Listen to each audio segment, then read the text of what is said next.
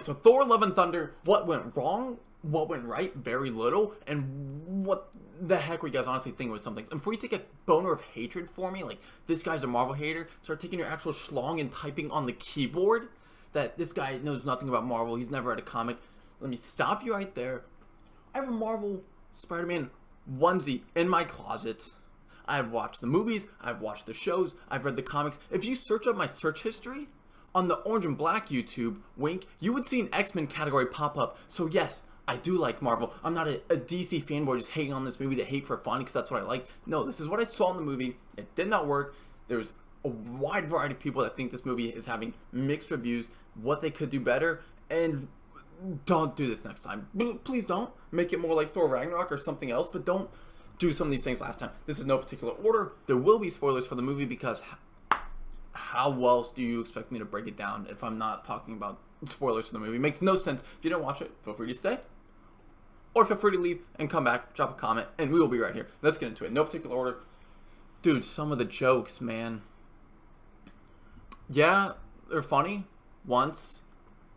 Twice. Screaming goats, cool. 3 times, 4 times, 5. No, at that point, it's not even funny. The little kids in my theater, once like the 4th, 5th time of the goats screaming, they weren't even laughing. Like, it was just like, okay, we get it. When they broke in to save them at Zeus's palace, it was like, oh, here they are again.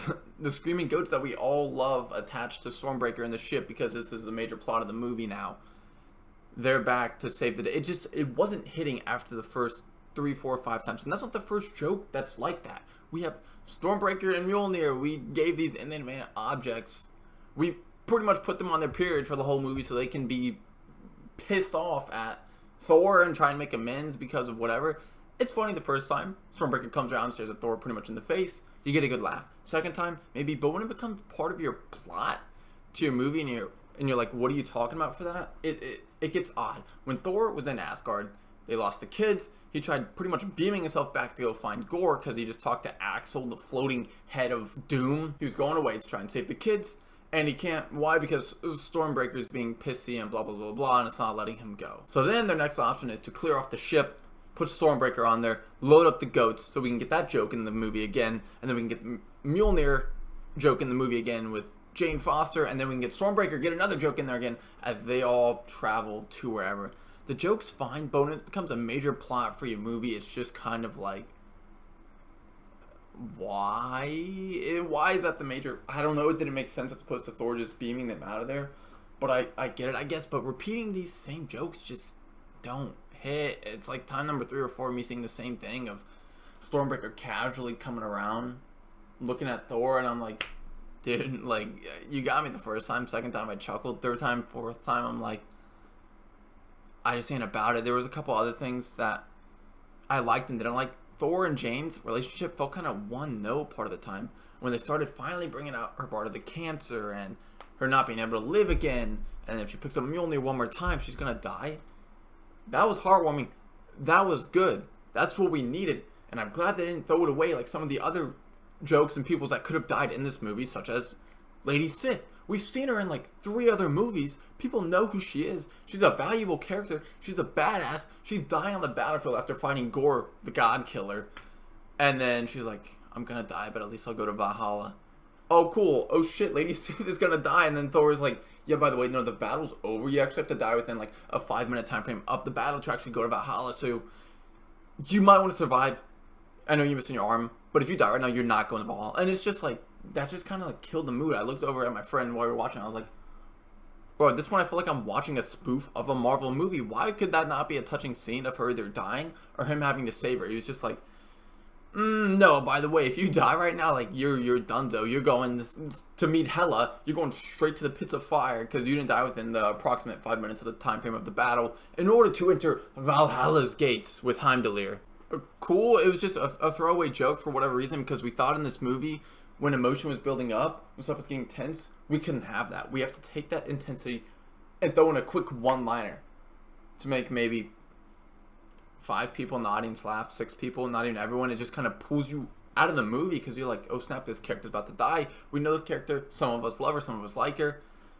And there's the quick joke to get it out of the way, and then you're just like, okay, now I'm back into whatever this comedy spoof special is of Thor, where we just make him the dude bro the whole time. Thor is a badass mythical demigod, broken ass Marvel MCU character, and we don't get to see that in this film that much. It's really sad how they made Thor the butt of the MCU for part of this stuff. If you get what I'm saying, as just a joke. Like, he's just a throwaway joke. He's super strong, but we're gonna throw away. He's really not that strong. He's kind of a bumbling idiot sometimes. He doesn't know what he's doing. No, Thor's smart. Thor's a demigod. Thor has ruled galaxies and planets in Asgard. He knows what he's talking about. He knows battle experience. He knows how to fight. He can control Stormbreaker and Mjolnir. He knows all this. He's not some weak pushover bozo that we just kind of throw around for jokes because it's fun. And it's really annoying because all of us are going into Thor thinking that we want to watch this. And when the director, I'm going to pronounce his name wrong, Taki Wahidi, I don't know how to pronounce it. I literally said I'm going to pronounce it wrong. But when he says he made a movie that Thor fans really don't want to see, that's exactly what I think of. I want to see Thor being a badass, maybe beating some people with the Guardians of the Galaxy, destroying ancient aliens or whatever, intergalactic celestial beings, and owning them. Instead we see Thor always needing backup, always needing help. It doesn't matter if he's wielding Zeus's thing, doesn't matter if he's wielding Stormbreaker, it doesn't matter what he's doing. If someone doesn't come in, Thor can't handle it by himself. That's pretty dissatisfying, knowing how actual strong and OP and broken that Thor is. And that leads me into Zeus. What? You have Russell Crowe, an Emmy winner, playing Zeus in the MCU. Why is he a pixie fairy looking mother whatever? There's no strength shown by him. What accent is he doing? Because I have no idea what that was. Russian Italian? Did you just throw an accent together? And for Zeus, there was no power expelled by Zeus, showing why he is the most badass god there is, one of the strongest MCU characters there is. I don't think some of you understand how powerful Zeus is. Let me give you some ideas. He can summon mountains. He can summon mountains with his power just upon you. Why? Because he's Zeus. He can open portals to alternate dimensions. Why? Because he's Zeus, and he is broken as fuck. And that was not shown at all in this. I didn't know what they were doing. Zeus gets taken out by his own lightning bolt, by Thor catching it, 360, throw it back, and Zeus can't move out of the way, doesn't move, gets impaled because what? Zeus has enhanced speed as well. If I told you someone threw something and hit the Flash, you'd be like, no, I don't believe you. Then you shouldn't believe Zeus getting hit with his own lightning bolt. This man has orbital speed, like quadruple the speed of sound he can move. I don't believe for a second he just was like, oh snap, I can't move out of the way of this and gets impaled. I can't open a portal to an alternate dimension, throw the lightning bolt behind me, then bring it back and let me catch it and throw it back at Thor. There was none of that. Where is his powers? Where is his ability? Why was he a joke? You have Russell Crowe, the Emmy winner, playing this man who could be an insane badass, and show us why we should be nervous for possibly the next movie when we see perhaps the other gods coming for Thor and stuff like that, if it turns out that way. But we don't. Thor pretty much just 1v'd Zeus. Why would I be concerned later on in the next movie when he has to go against Hercules, which we'll talk about in a little? Newsflash, I'm not. I'm just not. I'm not buying it that Hercules is going to be a big deal for Thor. I'll talk about that in a minute because I want to still finish up on Zeus. But it just makes no sense. Zeus is the ruler of the gods. There is a reason for that.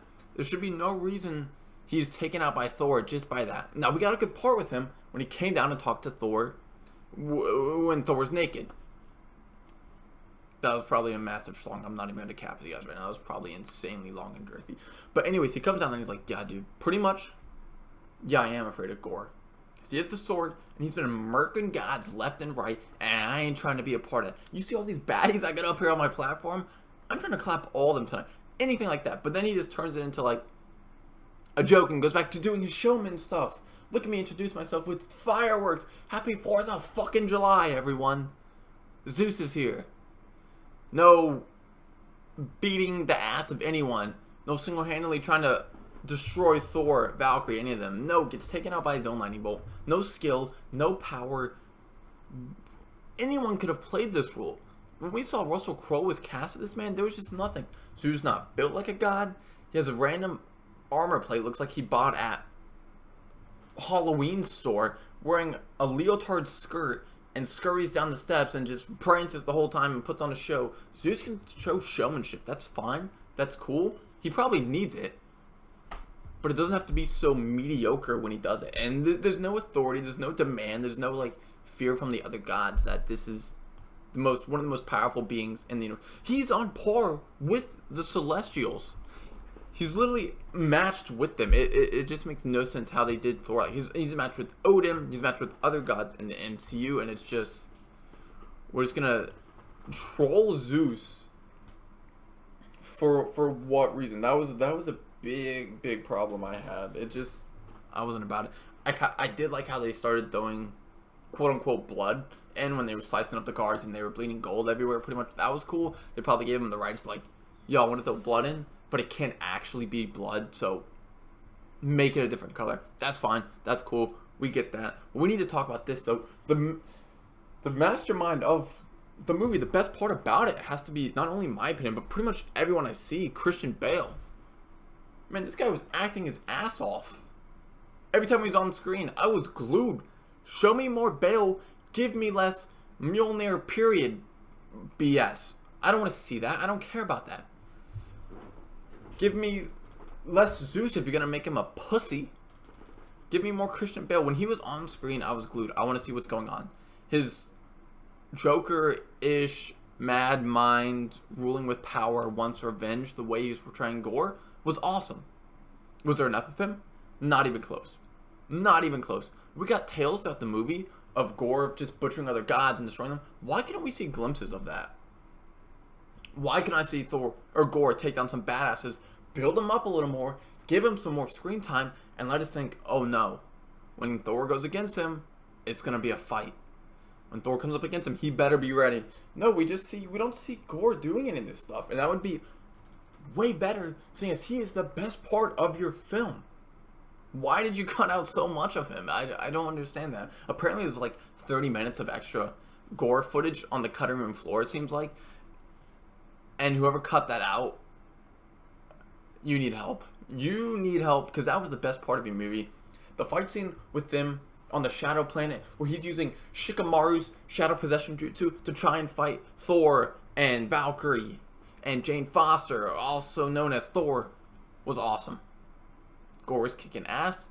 Everyone was fighting for their life. Everyone had a purpose in that scene. Everyone had their moments in that scene.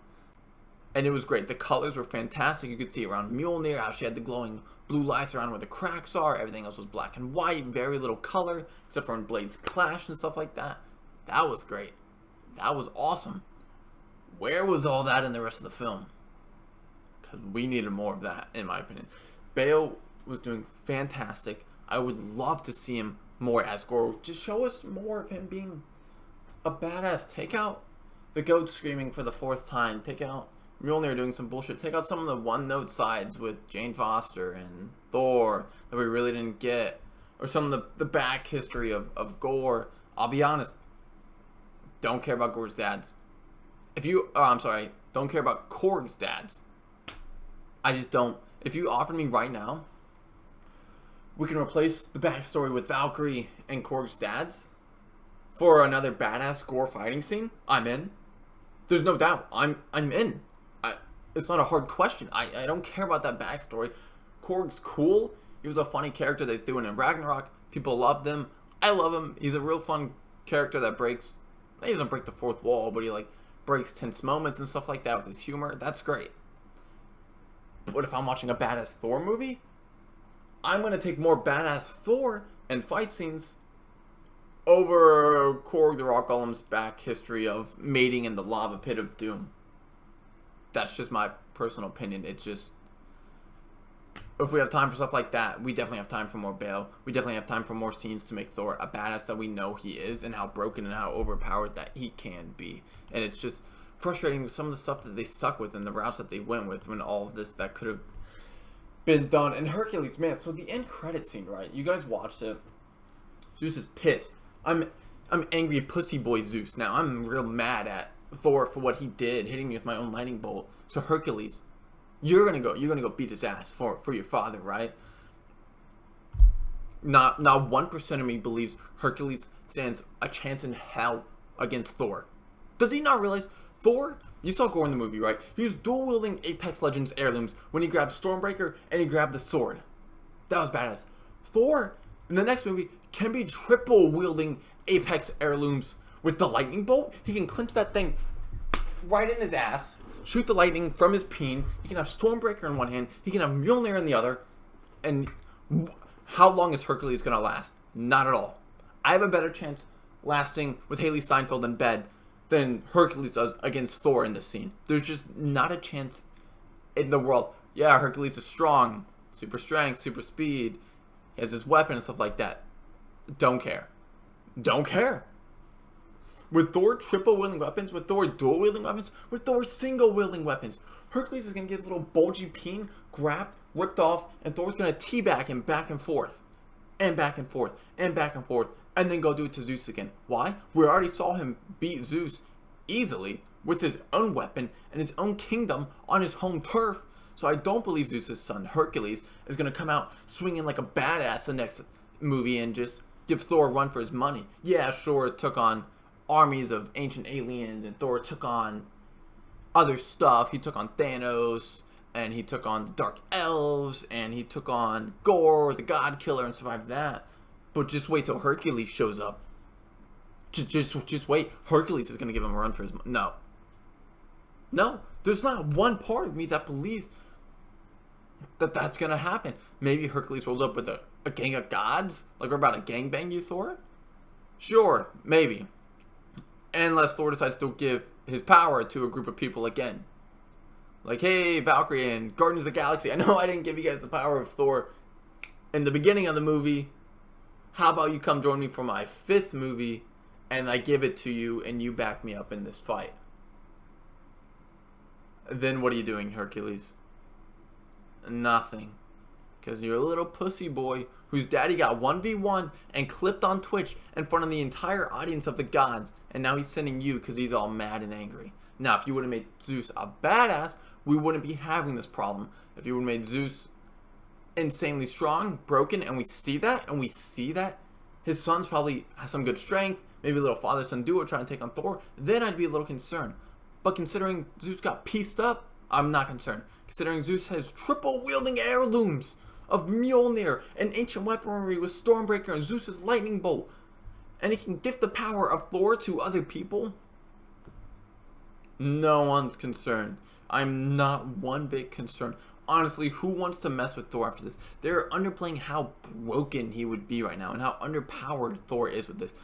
You forgot in the other movies, he already found out he can channel his lightning, his electricity in the other movies. He just doesn't really do that here. But here, he gives the power to the little kids, and we get the scene with the girl spinning around with her bunny, blasting all the Shikamaru Nara tribe's Shadow Possession clones, because that's what we want. And then Thor kind of gets pieced up by Gore. They go back and forth, and then Jane Foster comes in after Thor was like, hey, you pick that up one more time, you're gonna die. Don't pick it up. But I'm gonna leave it right here. You see Mjolnir right here? I'm gonna leave it here for you, but don't pick it up, Jane, you'll die. I'm gonna go and not bring Mjolnir with me. Only Zeus' lightning bolt. And I'm gonna head out. But you don't pick up that hammer, you'll die.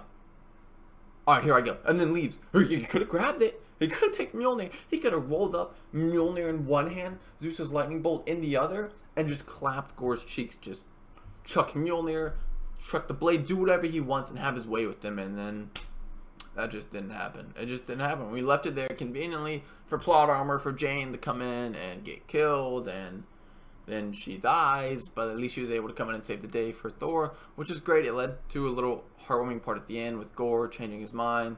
But then there's also the problem with Gore at the wishing well and not... What are the rules on this wishing well? Could he have not wished? Man, I wish I was alive with my daughter. Is that off the limits? Is that off the table, Celestial Being? I'm sorry, I didn't know the actual rules for the rulebook for ordering my Amazon Prime one-day shipping wish. Can I wish for that? Because why would he not wish for that? He just wish for his daughter to be put up with Thor. Because Thor wanted his last words with Jane. So Gore's like, well, shit, I can't beat that. Let me give them my daughter. Sure, I could wish myself to full health and be good to go and be with my daughter forever, I guess. But we're not. Maybe someone can let me know in the comments if that's a possible thing with this wishing well, the celestial being, whatever you want to call it. If that was a feasible wish. But if it was, why? Why did he not wish that? Why did he not wish to be full health? Why did he not wish to be with his daughter? He just wished to see her again. Unless it's whoever makes the wish dies, but Gore's already dying, so we don't really get that confirmed or not. And it's just kind of, there's so many open questions and things that I wish were just done better, and characters that would just got done dirty and they didn't deserve it. And I think that's what led to a lot of the mixed reviews with this movie. It's not just me. You look it up online and it's just CNET's talking about it, mixed reviews, IGN's talking about it. Yahoo, Marvel Thor nabs 143 million despite mixed reviews. The bar's been set a lot higher before, like what's Marvel doing? Are they losing their touch? Thor Love and Thunder's biggest criticisms, mixed reviews explain, the direct. Thor Love and Thunder delivers laughs, but there's my camera out of focus, but misses out on part of the story. And it's just sad because there's, after coming off the hot take of Thor Ragnarok back in 2017, which is insane to think about, and seeing Thor in some of the other movies and all this stuff, and the lack of time he spent with the Guardians, there could have been some really cool buddy scenes. Him and Chris Pratt, their jokes were coming off okay, pretty well together, making us laugh, but it's just a quick scene. Not going to give them the power of Thor, not going to do this, not going to do that, and it's just second on top with a little bit of Bale that we got as compared to what we could have got with all of him, and seeing him fight other gods and building him up, and Hercules and all this stuff. I think just led flat, focusing more on the jokes and the humor, and it drastically pulled away from what we could have gotten from the story, which could have been a really cool badass Thor scene of him coming back to the character that we know and love and that he is. But that's just me in the comments. Let me know in the comments what you guys think. If you don't want to subscribe, I haven't done this video yet. I'm doing a video of Hercules, who would win in a fight. I'm breaking it down, Hercules versus Thor, and how strong actually is Hercules. Like, is he gonna stand a chance in this situation at all, or is the next Thor movie just a joke? And there's no reason, but I'm gonna do a video on that would just break it down. Those of you that are curious, honestly, as well, how strong is Hercules? Is this guy right? Is he wrong? So I'll break that down. Make sure to subscribe for that. That's gonna be a pretty good video. I'll do a lot of research on that. Just to play, I'm gonna play fair. I'm gonna give Hercules a chance, and if he stands a chance, then I'm hella excited for the next movie. But if not, not excited. So we got a lot more coming your way. You guys are gonna want to subscribe. Make sure to leave a comment. What was I wrong about? What do you agree with? What do you disagree with? Did I miss something? Because there's some things I missed and I could be wrong about, like I asked about the wishing well thing. Let me know in the comments. I'll be responding to most of them, and see you guys next time.